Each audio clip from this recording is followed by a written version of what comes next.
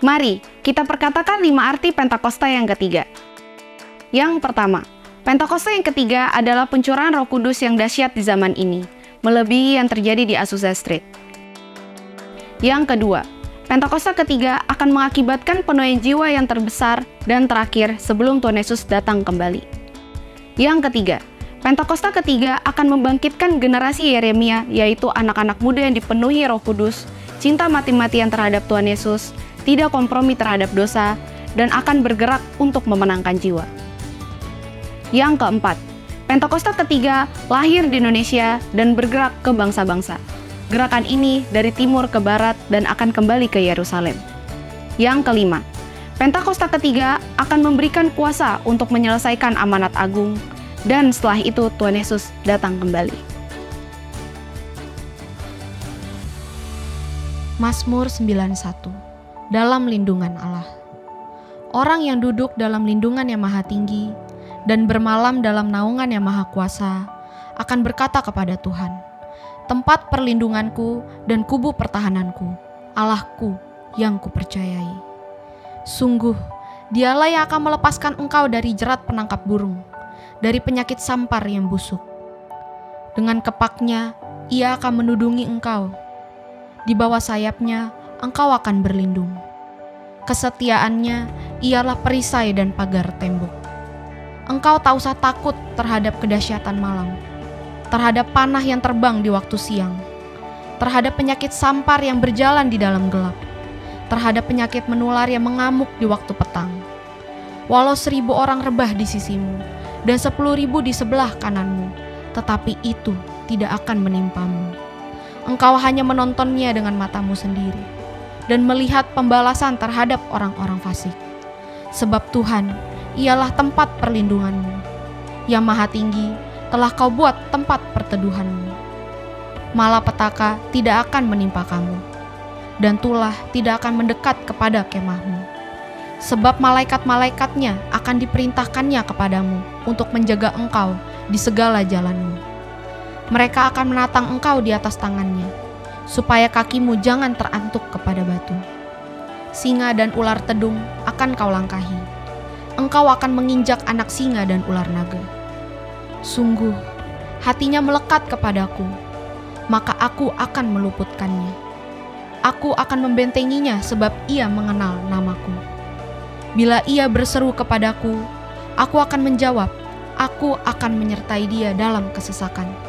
Aku akan meluputkannya dan memuliakannya.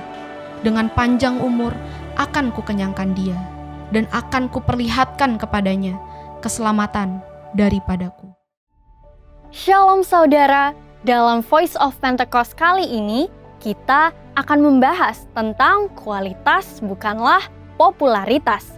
Bagaimana kita dapat selalu mengambil keputusan yang berintegritas dan berani menghidupinya.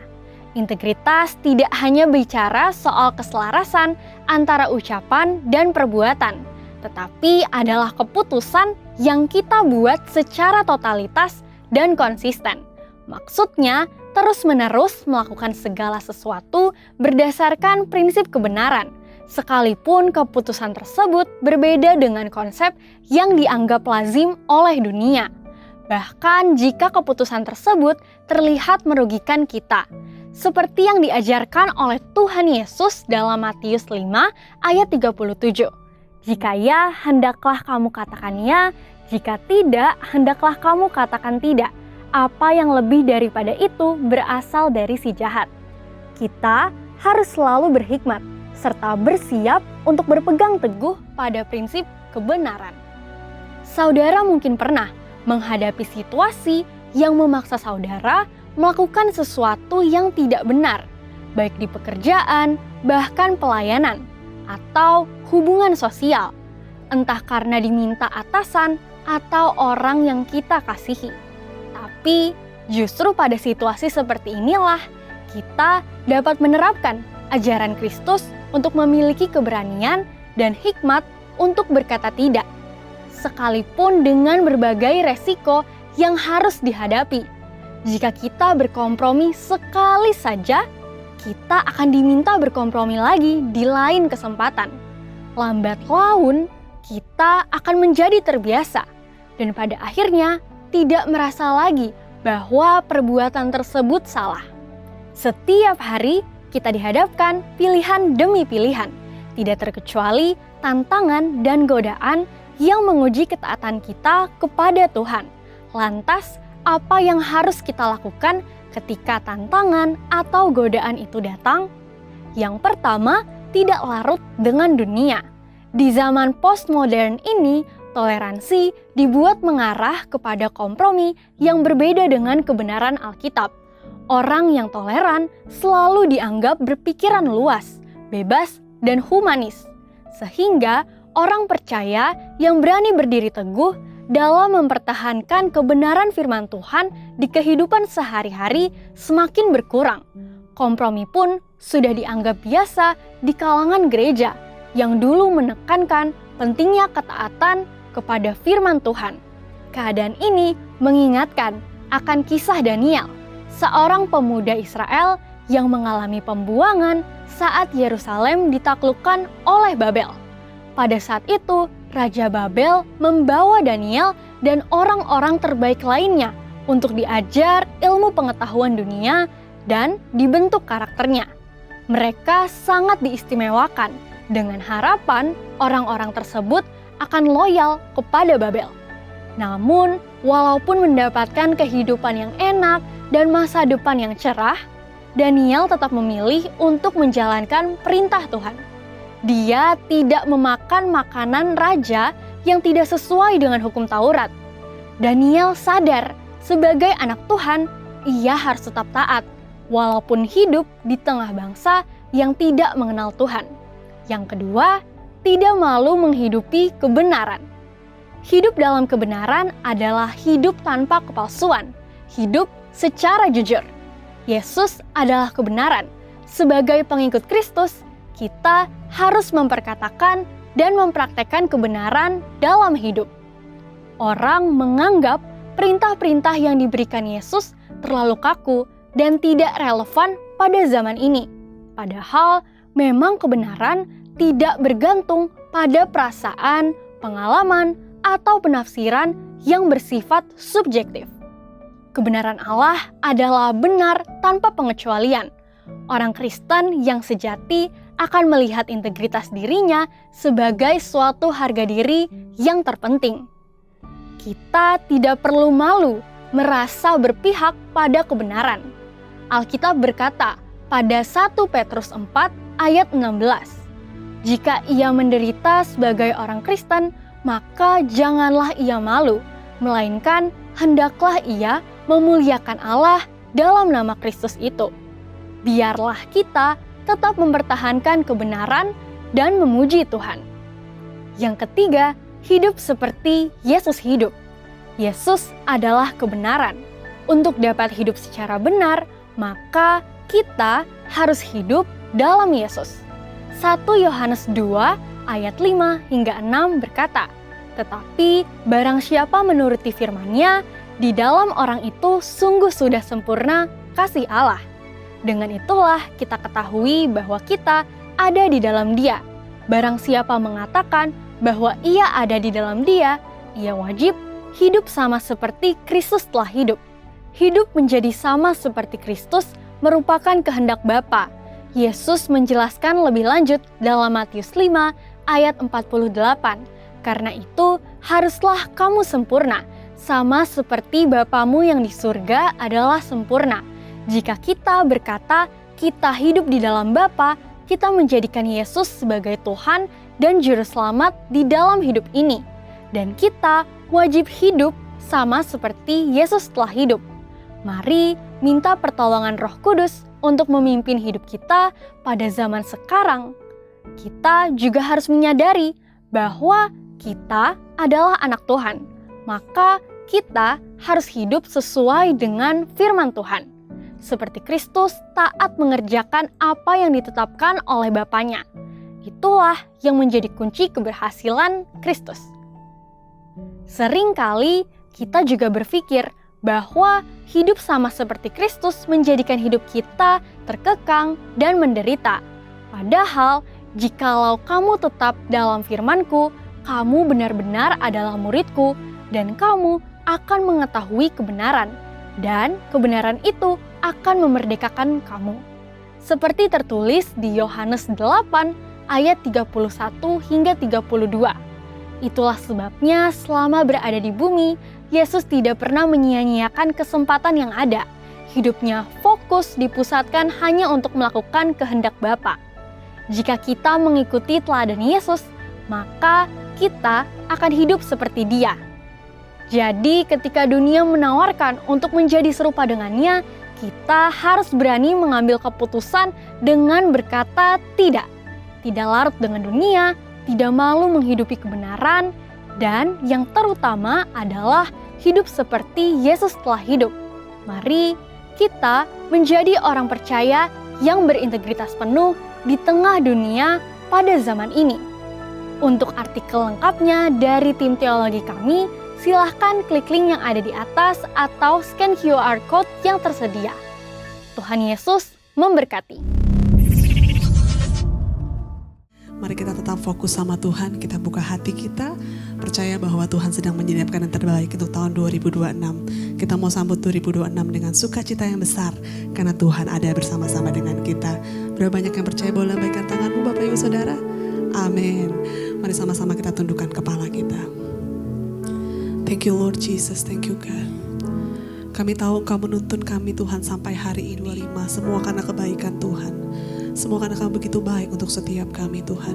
Kami mau menyambut 2026 dengan sukacita yang besar. Kami tahu Tuhan ada bersama-sama dengan kami, menuntun kami. Thank you Lord Jesus. Biarlah kebaikan, kasih dan setia Tuhan itu yang membawa setiap kami naik level lebih dalam lagi dalam Engkau Tuhan. Thank you Lord Jesus. Thank you God. We are ready to worship you. We're ready to praise you Lord Jesus. Dengan segenap hati kami mau katakan, I love you Lord, for your mercy never fails me. All my days I've been held in your hand. From the moment that I wake up until I lay my head, and I will sing of the goodness of God. And all my life you have been faithful. And all my life you have been so good. Every breath that I am able, and I will sing of the goodness of God. I love your voice. You have led me through the fire, the darkest night. You were close like no other. I know you as a father. I know you as a friend. And I have lived in the goodness of God. All my life you have been faithful. All my life you have been so good. Every breath that I am able, I will sing of the goodness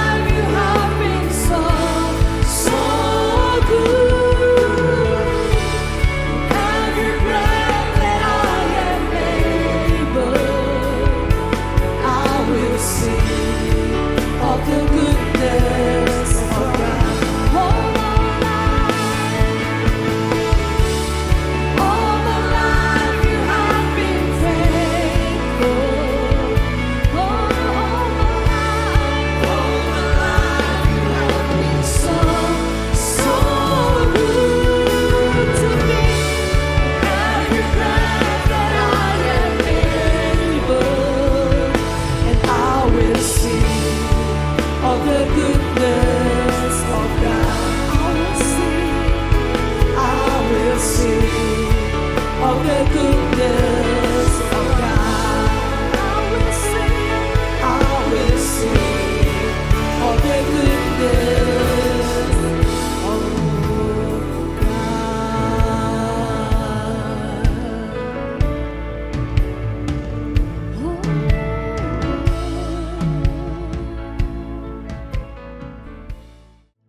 Kami bersyukur buat tahun ini Tuhan.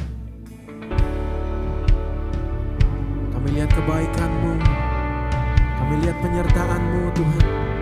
Kami lihat pertolongan-Mu ya Tuhan. Saat ini kami datang dengan ucapan syukur, dengan pujian penyembahan kami hanya bagi-Mu ya Allah kami yang hidup. Terima kasih Bapa. Mari sama-sama nyatakan, Tuhan kasih-Mu sungguhlah mempesona diriku.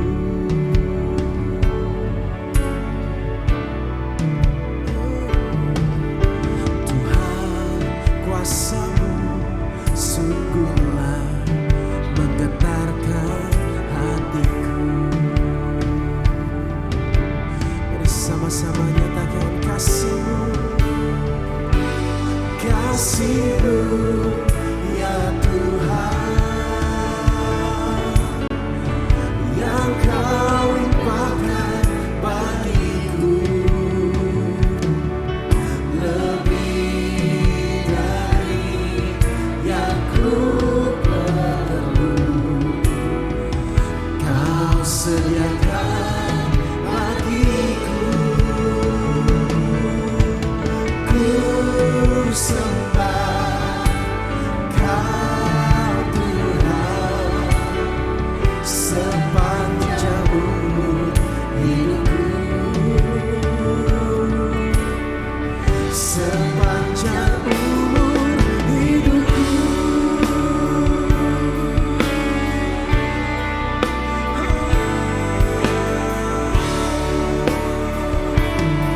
Terima kasih Tuhan, kasih-Mu sungguhlah mempesona. Tuhan, kasih-Mu sungguhlah mempesona diriku. Sungguhlah menggetarkan hatiku. Kasih-Mu, kasih-Mu ya Tuhan, yang Kau limpahkan bagiku. Kami mau katakan Tuhan, lebih dari yang ku perlu. Kau sediakan bagiku. Kasih-Mu ya Tuhan, yang Kau limpahkan bagiku. Terima kasih Tuhan, dari yang ku perlu. Kau sediakan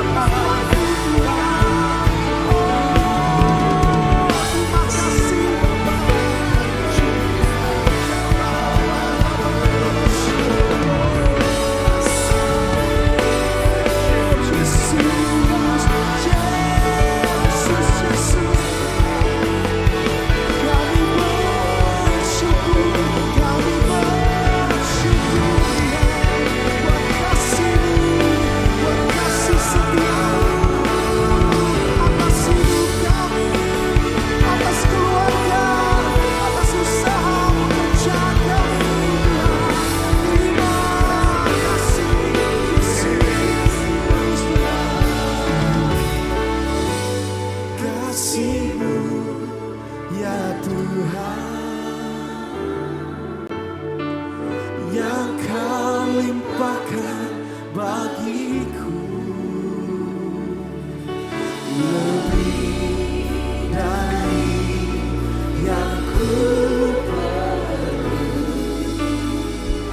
Kau sediakan bagi kami semua. Mari sama-sama kita bangkit berdiri. Mari nyatakan lebih lagi.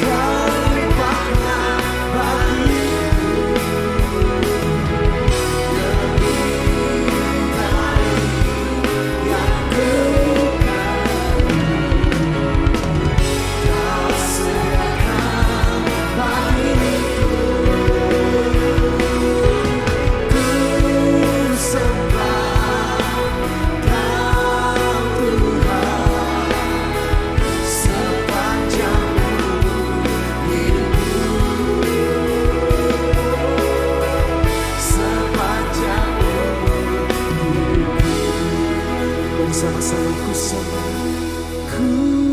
sembah Kau Tuhan sepanjang umur hidupku, sepanjang umur hidupku.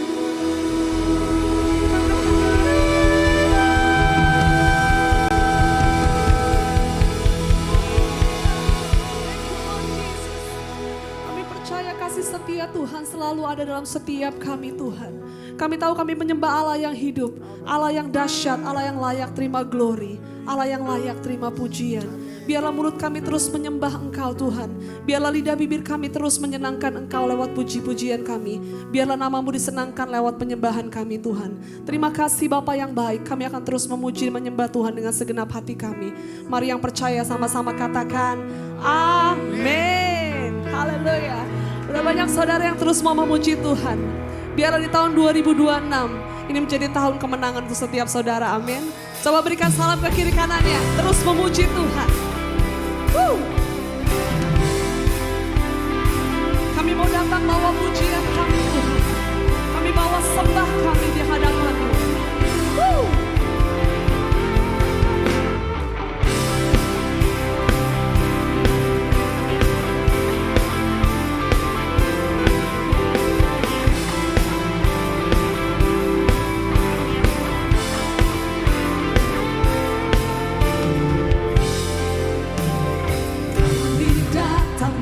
Pujian bersama memuji-Mu Tuhan, satukan suara dan nyanyikan sorak kemenangan. Angkat tanganmu saudara.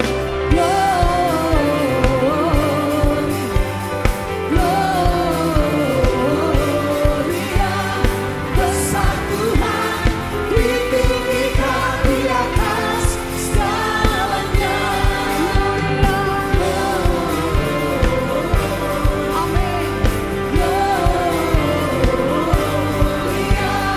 Besar Tuhan, ditinggikan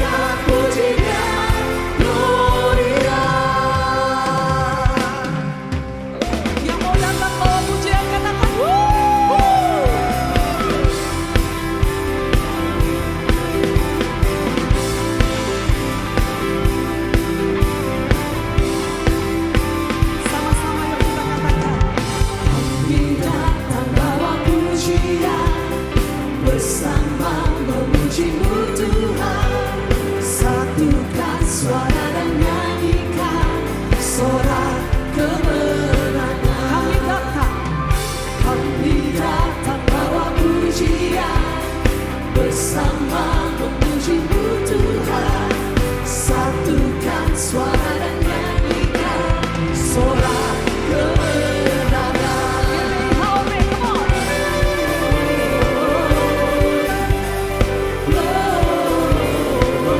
Gloria besar Tuhan, ditinggikan di atas segalanya.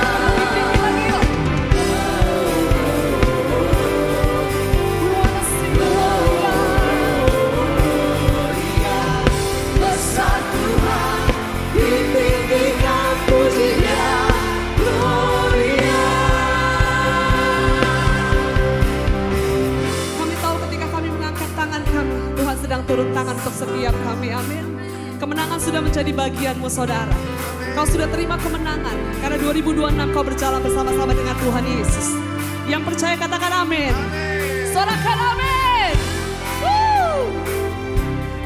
Kami mau bawa glory. We give you praise for All that you are, we give you glory, we give you honor, we give you praise.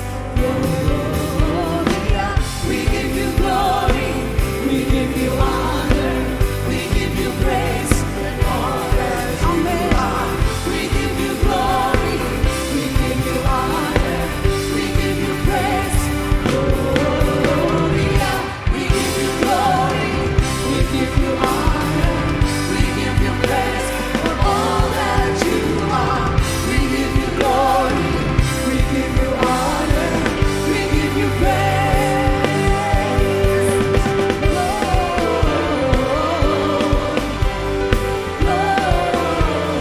Gloria, besar Tuhan, ditinggikan di atas segalanya.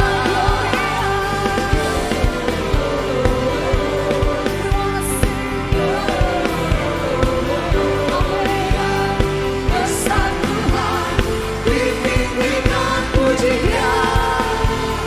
Gloria.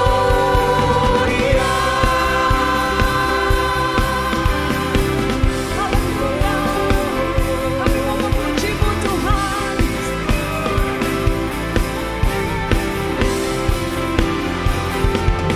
Gloria. Tepuk tangan lebih lagi bagi Raja di atas segala raja. Dia yang layak menerima segala puji-pujian kita. Katakan amin. Yang mau lebih lagi, katakan haleluya. Kami bersyukur Tuhan, kami punya Allah seperti-Mu, Raja di atas segala raja. Yesus Tuhan.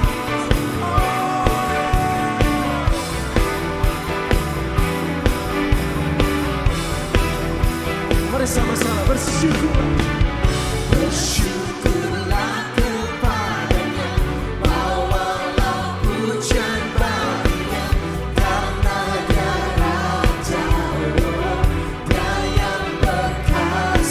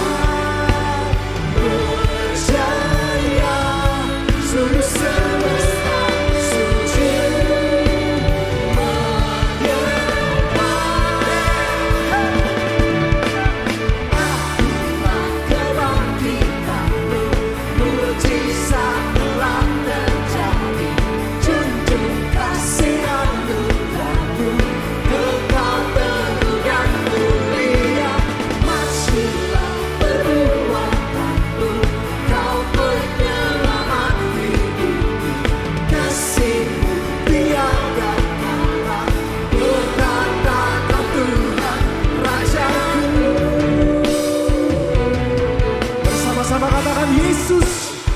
Yesus Raja.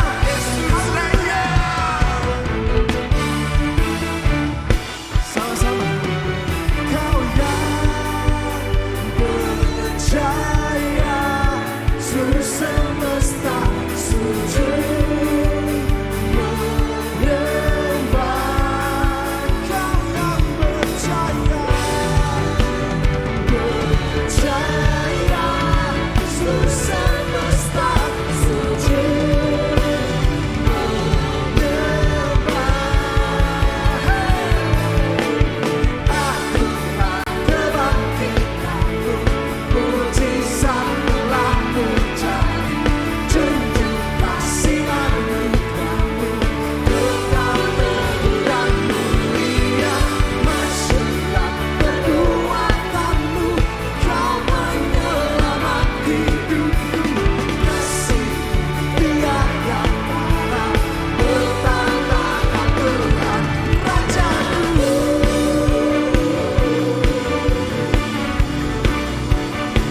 Yesus Raja. Mari sama-sama berikan sorak-sorai bagi Raja di atas segala raja. Sebab Engkau yang layak, Tuhan. Tanpa musik yang bersuka cita, boleh kasih tepuk tangan sekali lagi buat Tuhan Yesus. Haleluya. Bersuka cita boleh kembali duduk dalam hadirat Tuhan.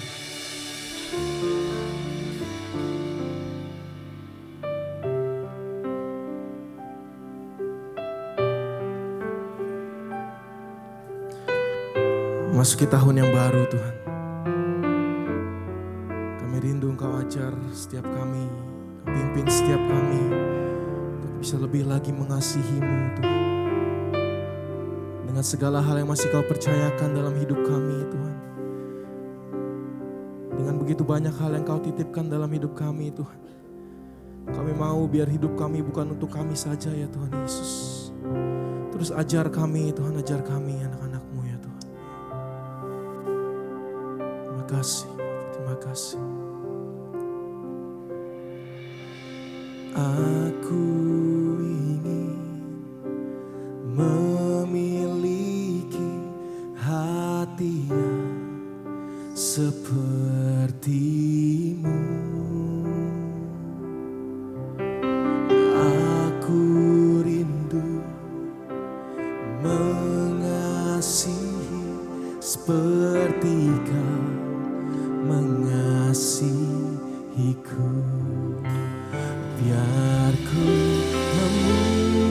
memuliakan nama-Mu seumur hidupku dan mengasihi-Mu hari ini lebih dari yang lalu. Biar ku menyenangkan hati-Mu sepanjang hayatku. Yesus, ku cinta selamanya.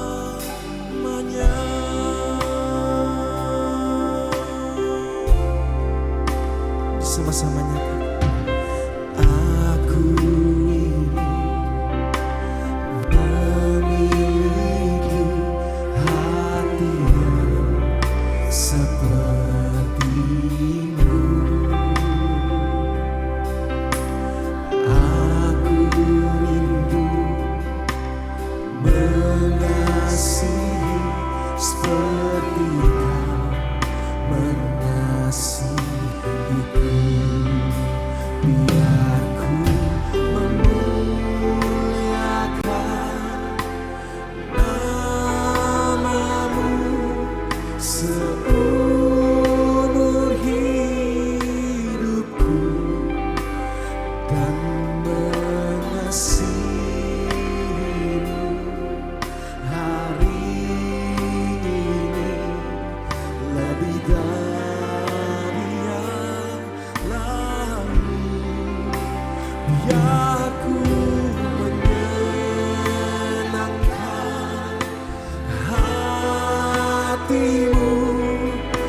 sepanjang hayatku.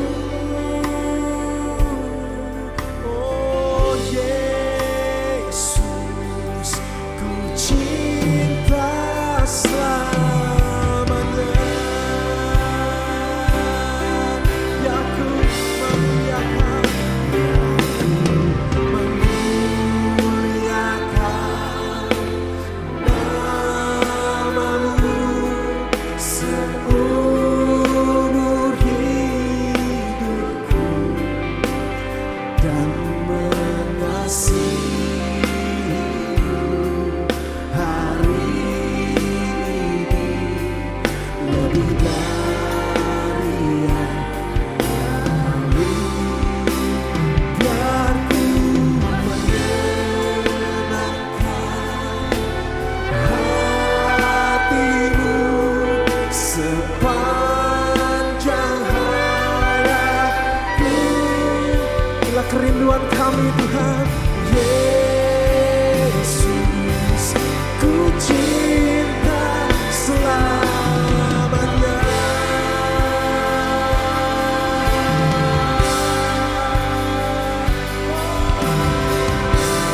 Yesus, Yesus, kami cinta padamu Tuhan.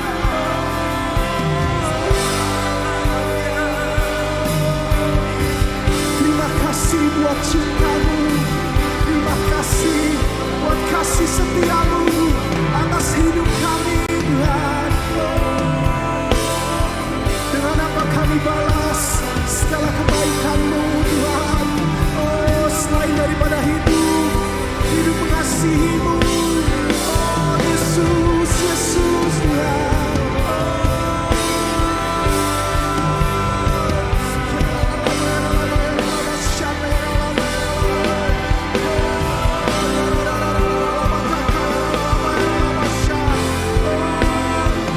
Jamah kami, lawat kami saat ini. Oh, biar kasih yang mula-mula itu turun atas setiap kami. Oh Yesus, Yesus, Yesus Tuhan.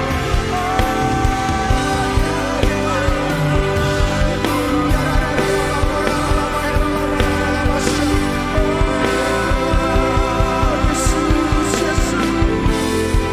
Mari saya ajak sekali lagi kita bangkit berdiri sama-sama. Sembah Dia, sembah Dia dengan segala keberadaanmu saat ini. Katakan terima kasih Tuhan.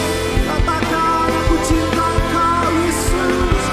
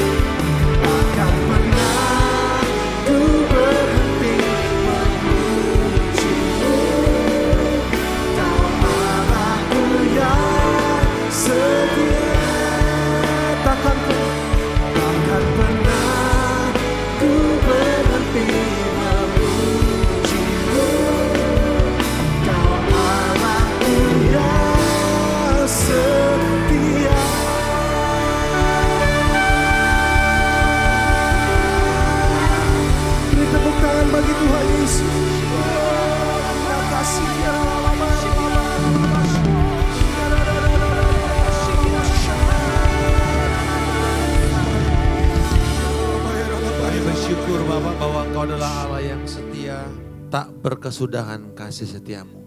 Selalu baru setiap hari.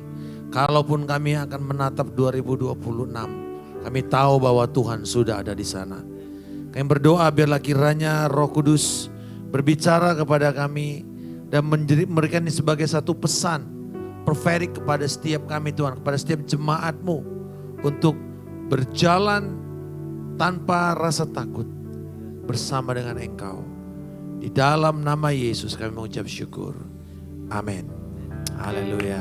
Berikan pujian kepada kita, pujian nama Tuhan. Shalom saudara. Saya ingin memberikan satu firman kepada kita semua, yaitu navigasi di tengah gelombang ketidakpastian. Ini menjadi prophetic message kepada jemaat, kepada gereja. Kita tahu bahwa begitu banyak ketidakpastian, kegaduhan, kebingungan. Ada yang mengatakan udahlah nggak usah bisnis Pak, tiarap aja kita. Gitu, bisnis salah. Mau lakukan ini salah gitu. Susah. Tetapi saudara, pada hari ini kita akan belajar dari satu firman di dalam Mazmur 46. Yaitu firman yang berbicara tentang bagaimana kita berjalan di tengah-tengah gelombang yang gaduh. Ini diciptakan atau ditulis oleh seorang atau biduan yang dinyanyikan di Alamot, itu biduan wanita ya dari Bani Korah. Diciptakan bukan pada waktu seperti orang duduk di kapal pesiar yang semuanya mewah, penuh dengan hiburan, ketenangan, keceriaan. Tetapi di tengah-tengah kondisi hancur, ancaman dan banyak musuh. Tetapi saudara, Mazmur ini menjadi sangat kokoh. Karena bila kita punya pemahaman yang kuat tentang Mazmur ini, saudara nggak perlu khawatir. Bukan karena saudara hebat atau punya koneksi kuat, bukan. Tapi karena saudara tahu bahwa ini adalah mengenal Allah yang benar. Siapa Allah yang kita sembah di dalam Kristus Yesus. Nah saudara, ada 3 hal.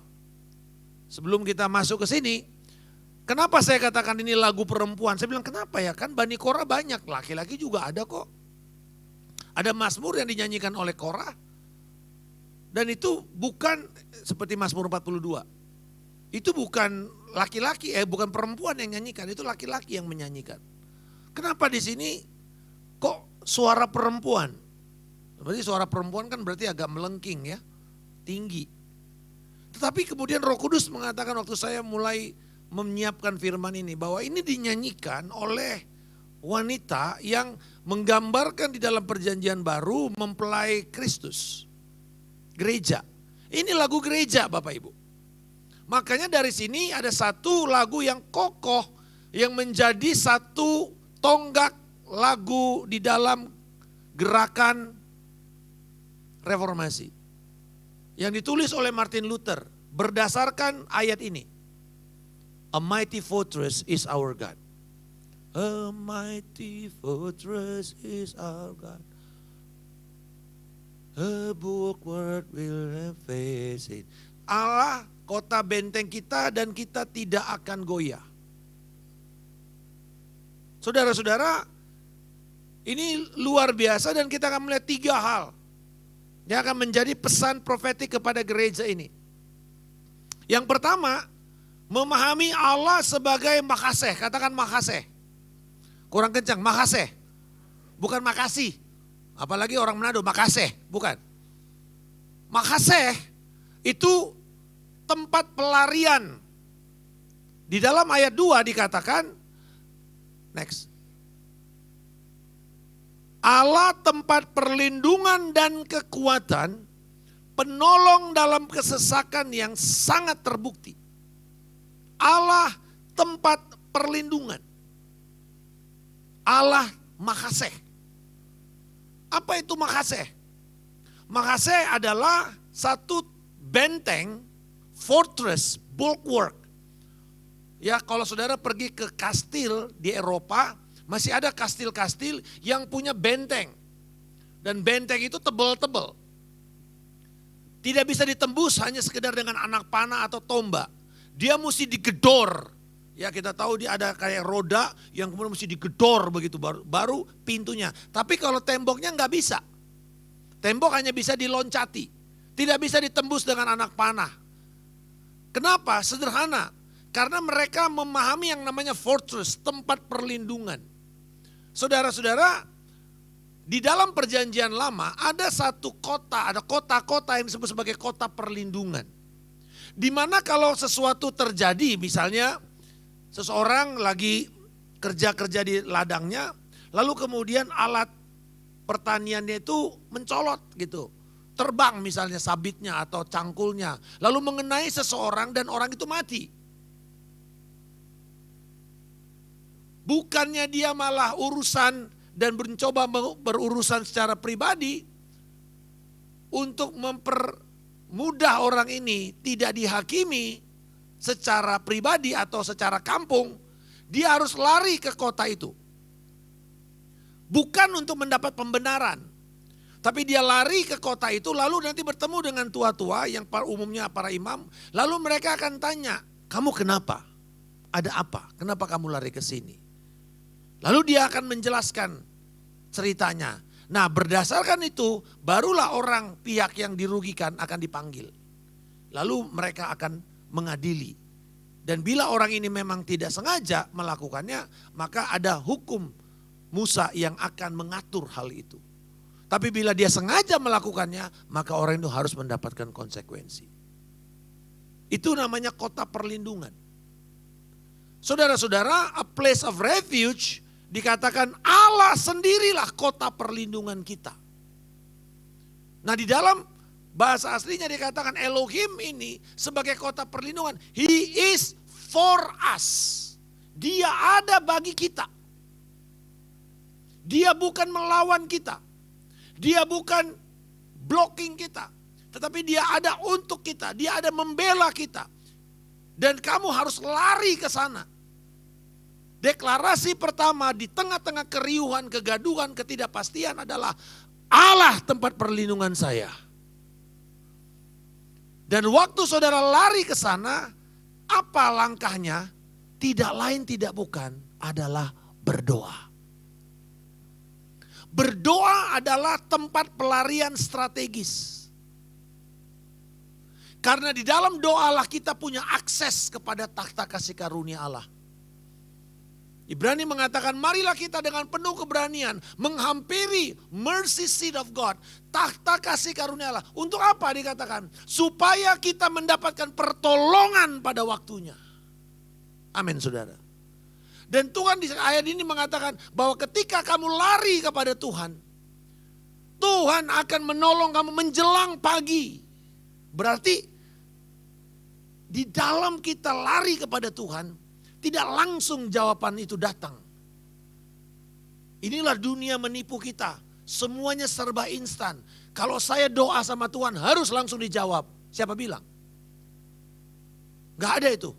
Teologi itu di dalam perjanjian lama dan perjanjian baru. It takes time. Untuk saudara menerima jawaban doa. Bukan Allah berlambat-lambat, tidak.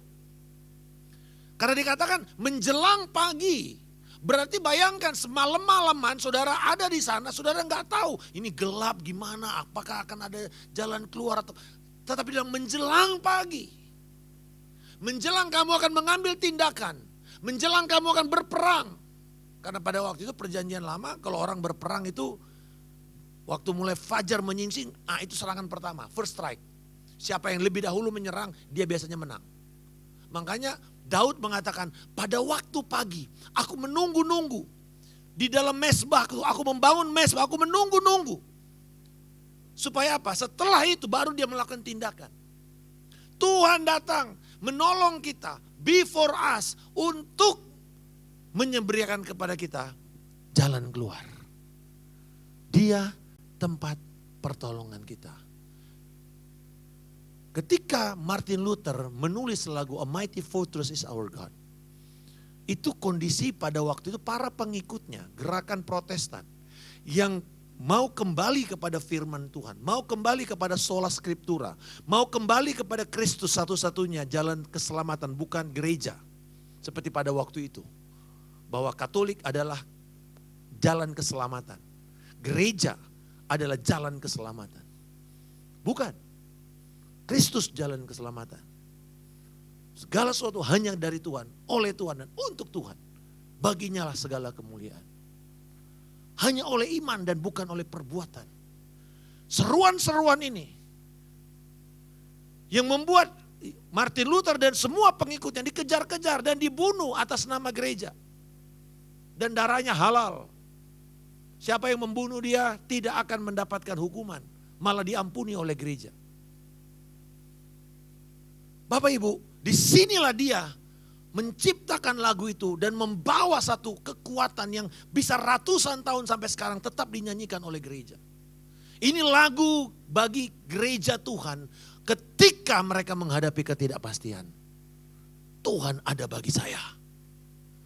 Tuhan tempat perlindungan saya.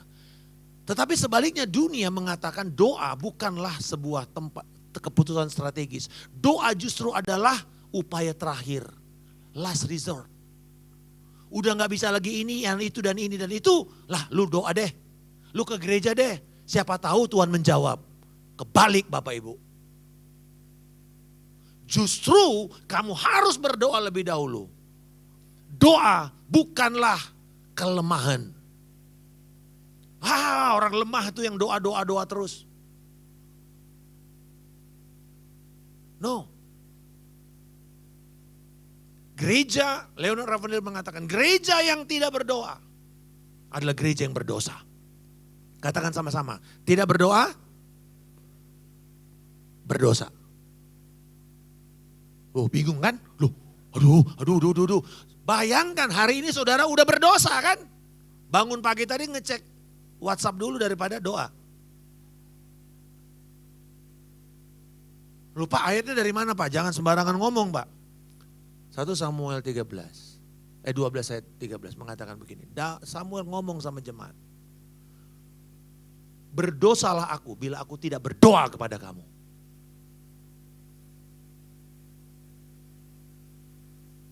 Kamu gak usah bunuh orang untuk berdosa. Cukup tidak mau berdoa. Kamu berdosa. Jadi doa bukan sembarangan. It's a strategic. Tempat yang sangat strategis yang Tuhan mau saudara lakukan. Karena dia adalah perlindunganmu. Allah tempat perlindunganmu. Nah yang kedua saudara. Jadi ada yang menarik ini. Saudara kenapa doa itu menjadi penting? Di dalam sebuah kapal, makin besar kapal itu, alat ini makin besar. Namanya gyrostabilizer. Gyrostabilizer adalah sebuah peralatan, instrumen di sebuah kapal yang kalau kapalnya itu digoncang oleh ombak. Kalau saudara pernah berlayar samudra, maka saudara tahu ombak 5 meter, 10 meter itu biasa. Biasanya sampai setinggi rumah 5 tingkat, 10 tingkat gitu ya. Ya 50 kaki gitu. Itu ombak biasa. Kapalnya sudah kayak mainan. Nah di saat seperti itu orang takut kalau keluar. Tapi kalau di dalam karena ada gyrostabilizer itu, kapal itu kalau saudara taruh cangkir gitu di meja, dia cuma geser-geser aja tapi dia nggak tumpah. Kenapa? Karena ada gyrostabilizer, ada stabilizer penyeimbang terhadap posisi kapal tersebut. Bapak Ibu, berdoa adalah gyrostabilizer batin kita. Walau di luar gaduh, riweh, ribut, ketika engkau datang berdoa, engkau menenangkan hatimu dan membuat engkau tahu bahwa Tuhan yang berkuasa di sana. Amin Bapak Ibu. Gereja membangun kubu doa. Saya tadi bicara sama Reza. Dan saya bilang bahwa panggilan Allah kepada gereja ini salah satunya adalah membangun kubu doa. Ada Ibu Yani? Mana Ibu Yani? Oke.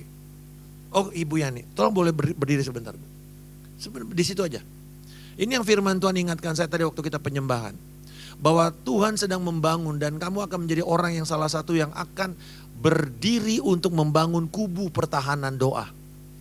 bahwa ketika engkau menggerakkan bukan hanya para pendoa tetapi jemaat untuk berdoa, maka engkau akan melihat bahwa kekuatan gereja ini akan lebih banyak bermultiplikasi daripada sebelumnya.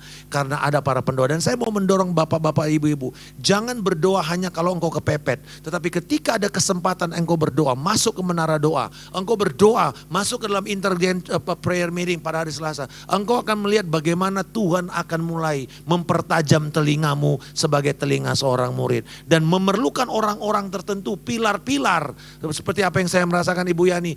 Pilar untuk membangun kubu itu sehingga kemudian orang bisa datang dan mendapatkan. Ketika orang datang menerima doa dari saudara, maka mereka sedang datang kepada kota yang berkubu dan kota itu akan membuat keselamatan. Tuhan Yesus memberkati. Haleluya. Berikan pujian kepada kita. Kemohon saudara.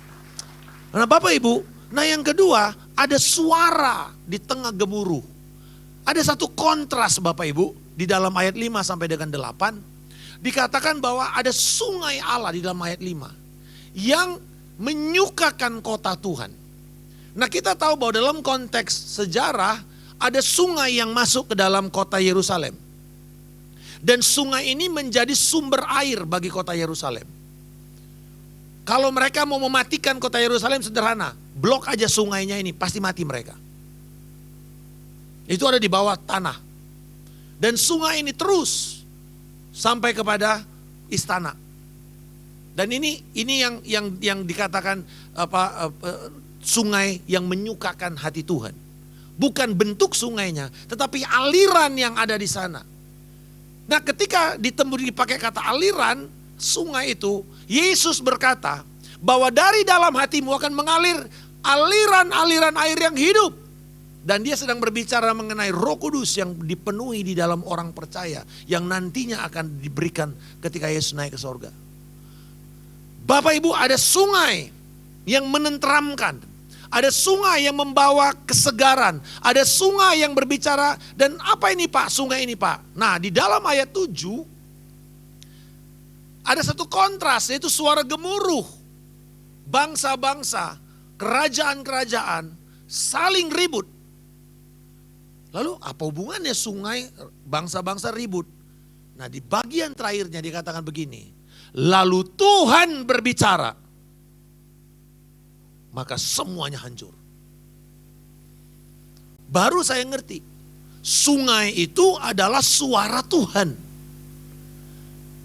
Kita diperhadapkan setiap hari mendengar prediksi Outlook 2026. Bagaimana ini dan itu dan segala macam dan wah sibuk dan orang ketakutan. Orang mendengar suara prediksi. Atau yang kedua, engkau mau mengambil keputusan fine tuning. Mendengar frekuensi Allah. Mana yang engkau akan pilih? Nah kemarin, waktu hari Jumat saya terbang ke Surabaya untuk pelayanan. Dan kemudian dari Semarang ke Surabaya, pilotnya bilang, kita akan melewati momen di mana banyak turbulensi. Nah, tapi waktu dia bicara mengenai pakai bahasa Inggris, dia bilang bahwa ada beberapa awan-awan CB, cumulus, yang akan kita lewati. Saya itu, karena saya pernah 5 tahun jadi chaplain di sekolah penerbangan. Jadi saya lalu semangat, karena saya biasa duduk bukan duduk di samping Pak Kusir. Ya biasa juga saya suka duduk di samping Pak Kusir. Tapi pada hari itu saya duduk di jendela dan di atas di atas wingnya. Itu bagian yang paling aman. Kalau saudara mau pilih tempat duduk di bagian wing. Ya, itu tempat yang paling aman. Saudara mau goncang-goncang, saudara tenang-tenang aja. Karena itu bagian yang paling aman. Nah, kecuali yang di depan Pak Kusir, nah itu juga aman. Gitu ya. Tapi kalau tabrakan, ya mati duluan dia. Nah, saudara. Oke, nah saya duduk situ, saya lihat gitu kan. Wih, awannya dari mulai udah setengah dari Semarang sampai ke Surabaya, awan kumulusnya itu naik. Itu awan yang kalau saudara lihat segede-gede gaban. Itu bisa 5 lantai, 10 lantai saudara. Bisa sampai 50 kaki. Dan awan itu kalau putih mah oke. Tapi kalau biasa udah awan hitam, biasanya ini mesti dihindari. Karena di dalamnya ada petir, ada segala macam. Dan ini bisa memecahkan, kalau pesawat masuk bisa pecah dia. Nah biasanya kalau di radar itu warnanya magenta. Ini gak boleh dimasukin. Nah jadi lewat. Nah orang udah mulai ketakutan, ada sudah mulai doa, kiri kanan sudah mulai doa gitu. Udah mulai ada yang sebut. Nah saya teringat, satu kali saya habis tahun baru, pelayanan di tempatnya Bung Kris Manusama, Ambon. Saya terbang sama istri saya sama anak saya, waktu itu masih kecil. Terus saya bilang gini, Vi ada pesawat yang direct dari Ambon ke Jakarta. Cuma 3,5 jam, lumayan. Daripada kita mesti mampir lagi di Makassar, aduh capek deh saya bilang gitu. Ya udah, pakai aja. Lalu saya naik, wah udah habis biasanya naik duduk, kita doa, serahkan semua. Nah masing-masing ya mau tidur, mau apa terserah. Saya biasa langsung tidur. Terbang, nanti tiba-tiba dari antara Makassar, Manado, Ambon Makassar, tiba-tiba pesawatnya udah gonjong-gonjong, udah naik turun begini. Udah kayak roller coaster. Saya tidur aja tenang. Istri saya udah mulai pegang tangan saya. Makin lama kok makin kencang gitu remasannya. Lama-lama dia bilang, hei bangun. Kenapa? Saya bilang, doa. Dia udah doa, ukarala syakatarala bararabon. Dia doa, saya bilang, udah kan tadi udah doa. Nggak doa lagi sekarang. Kenapa? Udah gonjang. Saya bilang gini ya. Saya bukan tidak mau berdoa. Tapi kamu mesti tahu juga, punya hikmat. Satu, kamu lihat gak mesinnya mesti nyala? Dilihat, oh iya nyala ya, nyala kan? Dua-duanya mesti nyala. Jadi aman aja. Dia lagi terbang, paling kayak kita naik mobil itu kena gundukan gitu loh. Kena lobang, jadi jatuh aja begitu. Cuman perut kita ini naik ke atas aja rasanya gitu kan. Gundukan. Sudah, nah kalau mesinnya mati satu, lalu boleh dia berdoa lebih kencang. Gitu. Kalau mesinnya mati dua, baru kita nyanyi, aku berserah. Tapi kalau dua-duanya masih jalan, it's okay. Gitu. Nah setelah itu dia udah sembuh tuh. Dia udah bisa mengatasi caranya. Dia udah tahu juga, oh ada kebenarannya, ada hikmat. Nah kemarin, waktu saya terus merenungkan ayat yang akan saya khotbahkan ini, tiba-tiba Roh Kudus bilang, kenapa banyak orang mulai panik? Dan Roh Kudus bilang, manusia bukanlah makhluk terbang. Kita bukan burung. We are not having an instrument flying. Jadi kita bukan punya flight instrument. Contohnya, anak kecil ketika dia mulai terbang, biasanya dia mulai resah. Karena tekanan udara di kabin itu tidak nyaman di telinganya. Maka biasa dikasih minum atau dia suruh ngemut. Apakah mungkin makan permen atau makan apa sesuatu lah. Yang pokoknya untuk membuat telinganya ini tekanannya itu bisa stabil. Tekanan di kabin dengan tekanan di kokpit itu beda. Bisa kabin berapa? 15 apa? Bar gitu, kalau di kokpit lebih tinggi. Jadi dia lebih nyaman. Sekalipun turbulens gini-gini, satu kali kita lagi terbang begini, di belakang kita bilang, kita godain yuk penumpang yuk. Gitu masukin aja ke dalam turbulensi begitu kan. Yang sana udah nyebut-nyebut, kita mah tenang-tenang aja gitu. Karena barnya, tekanan udaranya tidak sama. Kita lebih nyaman, kayak di kamar aja tenang-tenang gitu. Sementara sana udah panik semuanya gitu loh. Tapi bukan itu, cuman kita goda-godain aja gitu. Kalau ini lagi terbang ya kita lama-lamain aja kalau turbulence gitu. Karena di depan itu sengeri-ngerinya tetap lebih nyaman. Karena nah ini yang Roh Kudus bilang. Manusia telinganya itu tidak dirancang untuk mengenal perbedaan tinggi. Jadi cuma tahu kalau tinggi sakit, di bawah lebih nggak enak. Padahal pesawatnya mah tenang aja, lurus aja. Dia nggak naik turun, dia lurus saja. Yang ditabrak itu sebenarnya awannya. Awannya disedot gitu loh. Kan dia nyedot udara kan, jet itu nyedot udara, nanti dibakar, keluar lagi. Jadi power. Jadi nggak apa-apa sebenarnya. Tetapi telinga kita ini mengkomunikasikannya, mengatakan akan jatuh. Akan jatuh. Akan jatuh. Karena kita tidak punya instrumen itu. Nah, sebaliknya manusia dirancang memiliki instrumen dengan Allah, instrumen mendengar. Sejak awal manusia sebelum berdosa, bahkan ketika dia jatuh dalam dosa, ini dicatat di dalam Kejadian pasal yang ketiga. Dikatakan apa?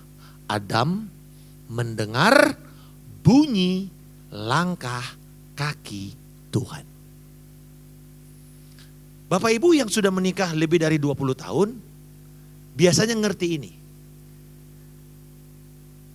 Bapak Ibu, misalnya si istri dengar ada langkah dari tangga, tok tok tok tok tok tok tok, ini suami gua nih. Gak usah lihat mukanya kan? Ini anak gua nih, jalannya nyeret-nyeret. Betul? Apalagi kalau dia pakai sepatu pantofel yang punya hak, ketahuan tok tak bunyinya seperti apa, atau ketok ketok ketok ketok ketok, ketahuan. Ini siapa nih? Siapa yang lagi jalan nih? Siapa yang lagi masuk? Kenapa? Apa dia memang lebih jago? Bukan. Dia sering tinggal dan jalan sama orang itu. Kata taat di dalam perjanjian lama tidak ada. Yang ada kata dengar, syama. Syama o Israel, dengarlah hai Israel. Tuhan Allah itu Esa. Kasihlah Tuhan Allahmu dengan segenap hati, dengan segenap jiwa, dengan segenap akal. Itu kan perintah pertama. Dengan kata lain, mendengar di situ adalah perhatian dan lakukan. Itu kata mendengar. Jadi mendengar bisa menipu kita kalau kita dengar, masukkan informasi, tapi kita nggak proses untuk menjadi tindakan. Dikatakan kamu mendengar tapi kamu menipu dirimu sendiri di dalam Yakobus karena kamu mendengar tapi tidak melakukan. Bapak Ibu, suara Tuhan itu ada dua dalam hidup kita.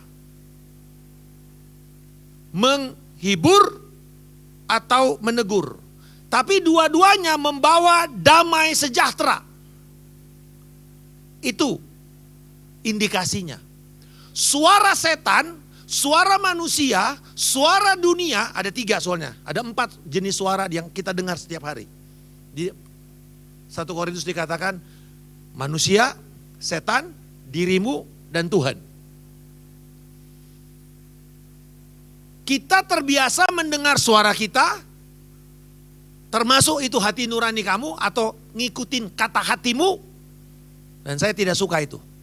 Karena Yeremia 17 mengatakan hati manusia licik dan menipu. Don't follow your heart. Hati-hati saudara. Cewek-cewek paling senang nih. I'm following my heart. Mati deh lu kesana nanti. Karena hatimu itu menipu di dalam Yeremia 17. Follow God, not your heart. Amin saudara. Paulus mengatakan hatimu mesti kamu tundukkan di bawah ketaatan Yesus Kristus. Selama hatimu mengikuti firman Tuhan, then you are following God, not your heart. Aku ngalir aja Pak, makanya jadi air terjun. Kejeblos juga ke bawah loh. Bapak Ibu, dengar. Samakan frekuensi telingamu. Dan ini bahaya hari ini. Banyak orang mencari kerohanian dengan cara yang salah. Ini namanya spiritualitas urban. Pernah dengar?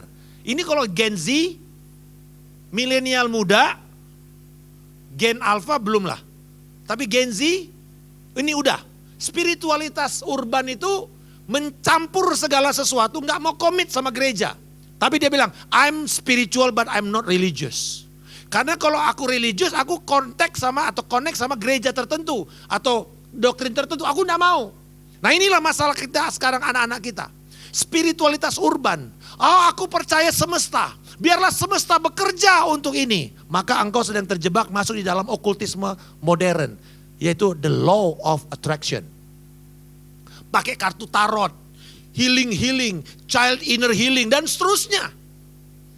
Oh, retreat 1 hari, pergi ke Kuta sana, atau bukan ke Kuta, ke Ubud. Healing, orang Singapura paling rajin dulu sebelum COVID. Oh itu sampai tour untuk healing, yoga dan seterusnya. Kenapa? That kind of instrument, bahkan sekarang ini masuk ke dalam dunia digital. Workshop manifestasi kekayaan, spiritual coach, aplikasi tarot, paket 1 hari retreat. Dan juga hipnoterapi, breathwork, sharing circle, meditasi 10 menit via Headspace, calm, journaling 5 menit, spiritual afirmasi di mobil waktu macet, dan seterusnya. Ini semua adalah spiritualitas urban yang berusaha untuk menyaingi suara Tuhan. Dengar baik. Train yourself to listen and to hear God lewat firman-Nya. Maka kalau kamu tidak baca firman, repot Bapak Ibu. Apa yang saudara dengar? Semua mimpi, semua pernyataan-pernyataan Tuhan harus tunduk kepada firman Allah. Amin saudara. Waktu engkau doa, jangan cuma doa. Berdasarkan firman, engkau berdiri dan engkau berdoa. Itu baru namanya you are fine tune. Satu frekuensi dengan Allah. 2026, ambil keputusan. Engkau mau mendengar suara Tuhan. Yesaya mengatakan, setiap pagi aku mempertajam telingaku. Menjadi telinga seorang murid untuk mendengar. Train untuk kamu peka dengan roh Tuhan. Karena prophetic bukan milik para pendoa semata-mata. Bukan milik para praise and worship. Prophetic adalah milik semua orang percaya. Karena Paulus berkata kepada gereja di Korintus, usahakanlah karunia khususnya prophetic. Karena itu membangun gereja. Dan yang terakhir, Rafa. Apa ini Rafa? Ayat 11 berkata, diamlah dan ketahuilah akulah Allah. Kata diam di sini bukan gak ngapa-ngapain. Tetapi kata diam artinya, coba tunjukkan ini slide-nya. Diam itu artinya kamu release tanganmu dari kemudi. Dan izinkan Tuhan mengambil alih kemudimu. Belajar diam. Artinya apa? Kadang-kadang saya selalu lihat, saudara sekarang lihat anak-anak kalau jalan, kalau traveling, selalu ada headset di telinganya. Betul? Gede-gede lagi kadang-kadang. Atau ya paling kecil lah, earbuds. Saya tanya, kamu gak dengar apa? Kalau satu berarti dia cuma mau standby telepon. Tapi kalau dua, berarti dia dengar musik kan, begitu kan? Dan dia bilang gini, waktu saya, kok berisik banget. Tapi karena ya kedap, jadi dia gak dengar. Saya bilang gini, kalian ini ya mau nutup suara bising dari luar tapi bikin bising yang baru di dalam. Kamu gak belajar menjadi diam. Gak ada suara, gak ada musik. Bahkan yang namanya berdiam bukan pakai alunan musik lalu nyembah, bukan. Diam tok. Siapa yang pernah mengalami ini? Gak ngapa-ngapain, gak doa, gak teriak, gak nyanyi, gak dengar musik, diam aja. Resah kan saudara kan? 1 menit gak apa-apa, 2 menit, 3 menit, 10 menit, 30 menit bingung. Ada satu ruangan yang dibuat di Microsoft. Ini ruangan super kedap suara. Di bawah desimal 0. Semua orang ditantang, siapa yang tahan 1 jam dikasih $10,000. Tidak ada sampai sekarang yang menang challenge itu. Semua orang ketakutan karena saking kedapnya suara di ruangan itu. Dia ngomong pun dia gak kedengeran. Tapi yang repotnya, denyut jantungnya, detak jantungnya dia dengar. Dan itu bikin serem. Coba saudara dengar, duk duk, duk duk, duk duk. Dan itu 10 menit, 20 menit, 30 menit, langsung duk duk duk duk duk duk duk duk. Makin kenceng, makin ngeri. Akhirnya saudara bilang, gue keluar deh, gue keluar. Gak bisa. Manusia karena berdosa tidak mau duduk diam di kaki Tuhan. Padahal itu justru jalan aman bagi kesembuhan kita. Langkah yang kita akan ambil dalam tim musik, boleh maju? 1, bangun mezbah doamu. Yang kedua, bersyukur. Ebenezer, sampai di sini Tuhan telah menolong kita. Para pendaki gunung biasa punya satu kebiasaan, yaitu namanya cari-in. Cari-in adalah menumpuk batu-batu di jalur pendakian untuk pesan kepada pendaki di belakang bahwa ini adalah jalur yang benar. Semakin dia lihat tumpukan-tumpukan batu berarti ini orang sudah pernah dilewatin. Dan itu akan menuntun mereka sampai ke puncak. Bapak Ibu, Ebenezer artinya engkau berdiri di atas kebaikan-kebaikan Tuhan sepanjang 2025. Dan berkata, Tuhan aku bersyukur. Dan aku mau meninggalkan kecemasan, ketakutan tahun 2025 ini yang menjadi sampah. Lalu aku berjalan dan mengikuti dan melihat bahwa Tuhan sudah ada di tahun 2026. Amin saudara. Bahwa bukan cuma sampai di sini, tapi Tuhan akan menyediakan kepada kita pertolongan di tahun 2026. Boleh kita bagi berdiri Bapak Ibu.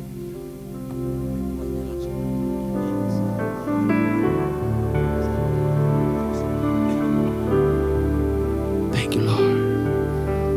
Thank you Jesus. Di saat badai bergelora, Biarkan ini menjadi statement kita kepada Tuhan. ku akan terbang bersama Tuhan, kami tidak takut karena kami bersama dengan Tuhan. Bapa kau Raja, Engkau adalah Yehova Sebaot, Allah Raja semesta alam, berkuasa di atas semua kegaduhan. Dan Engkau membuat mereka tunduk kepada suara-Mu Tuhan. Tolonglah kami untuk melatih diri kami mendengar suara Tuhan tahun 2026. Menjadi lebih peka. Karena Yesus ada di dalam kami. Thank you Jesus. Haleluya. Ku tenang Let's be it. Haleluya. Di saat badai. Kami berdoa Tuhan, bahwa kalau Engkau sudah menuntun kami sampai di tahun 2026-2025, dengan iman kami percaya Tuhan menyertai kami. Tuhan ada bagi kami. Tuhan mengemudikan hidup kami. Tuhan mengendalikan keadaan untuk kebaikan, untuk kemuliaan-Mu. Terpujilah Engkau Tuhan. Berkatilah gereja-Mu, membangun kubu-kubu doa di rumah, di pekerjaan, di kul, di gereja, di cabang-cabang. Kubu-kubu doa yang dibangun untuk menyembah Tuhan. Oh, yes Lord. Terima kasih Tuhan. Bangkitkan gereja-Mu. Urapi gereja-Mu Tuhan. Menjadi gereja yang berdoa di dalam nama Tuhan Yesus Kristus.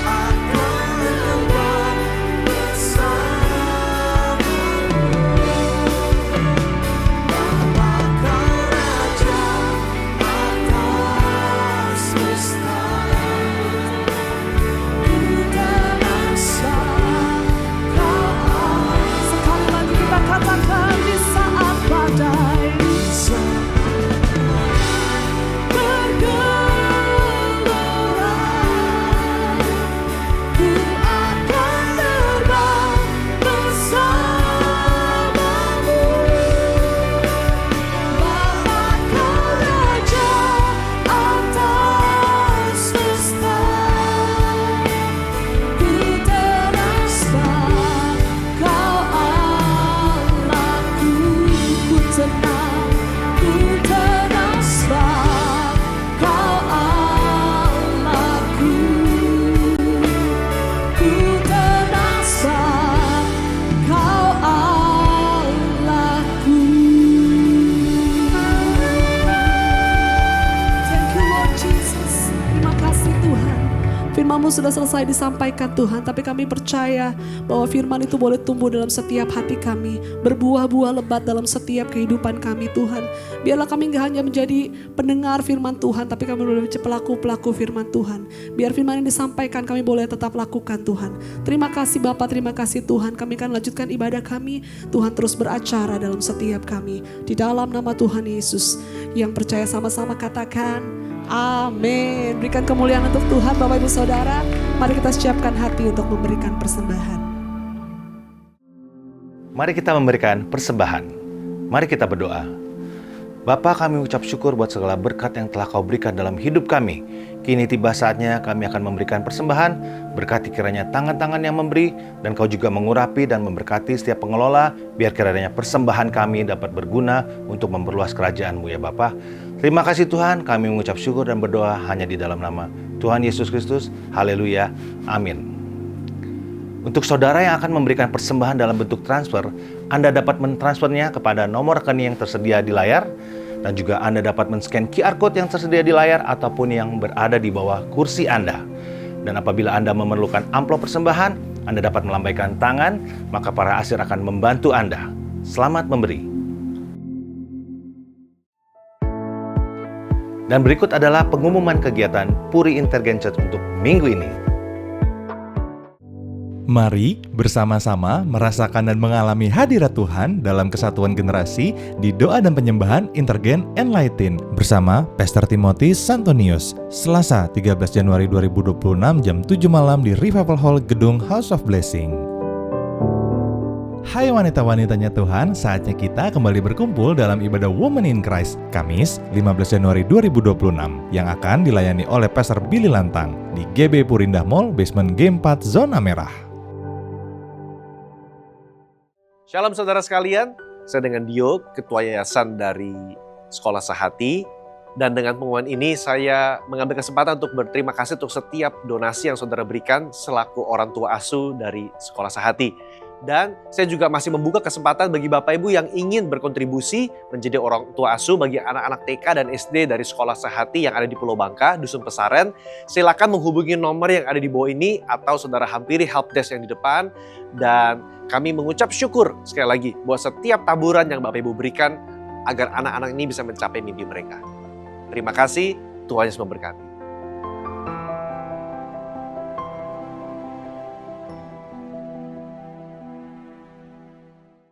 DNA Pathway kembali mengadakan kegiatan misi Pet Meal hari Sabtu 24 Januari 2026. Kita akan membagikan paket makanan kepada para pemulung di daerah Joglo. Mari ambil bagian menjadi berkat melalui kehadiran, doa, dan dukungan kita. Bagi saudara yang rindu untuk menabur, dapat mentransfer ke nomor rekening BCA GB Puri Indah di 709-032-0909. Berikan kode unik 05 pada nominal transfer dengan berita Pet Meal. Dan jika saudara ingin ikut berpartisipasi, silakan hubungi Tomsa atau Davina pada nomor-nomor berikut. Let's share God's love.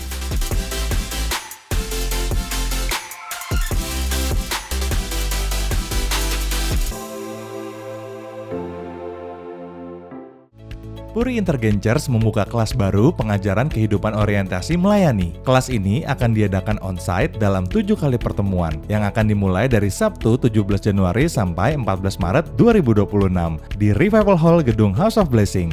Daftarkan diri saudara dengan cara scan QR Code yang tersedia atau hubungi nomor 0811 9282 899 untuk informasi lebih lanjut. Peserta diwajibkan memiliki buku KOM 100 berbentuk fisik yang dapat dibeli di toko buku online.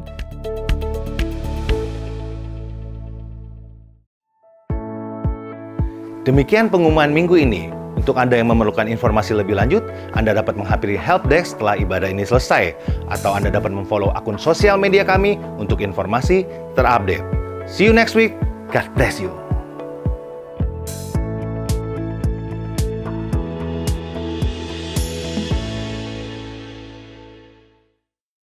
Saya undang kita semua bangkit berdiri, kita akan mengakhiri ibadah siang hari ini dengan berkat Tuhan. Mari kita tundukkan kepala dan buka hati kita. Di dalam nama Bapa, Anak dan Roh Kudus, di dalam nama Tuhan Yesus Kristus, umat pilihan Tuhan, kekasih-kekasihnya Tuhan, pulanglah dan bawalah segala yang baik dari Bapa kita di surga, yang di dalamnya ada sukacita, damai sejahtera, bahkan berkat yang berlimpah-limpah yang menyertai kita semua. Bahkan apapun yang kau kerjakan dibuatnya menjadi berhasil, sehingga melalui hidup kita, nama Tuhan semakin dipermuliakan dari hari demi hari. Bahkan mulai dari hari ini, sampai selama-lamanya Tuhan menyertai kita. Hanya di dalam nama Tuhan Yesus Kristus yang hidup, kita semua yang menerima berkat dan mau menjadi berkat, sama-sama katakan amin. Happy Sunday, selamat tahun baru, Tuhan Yesus memberkati kita semua.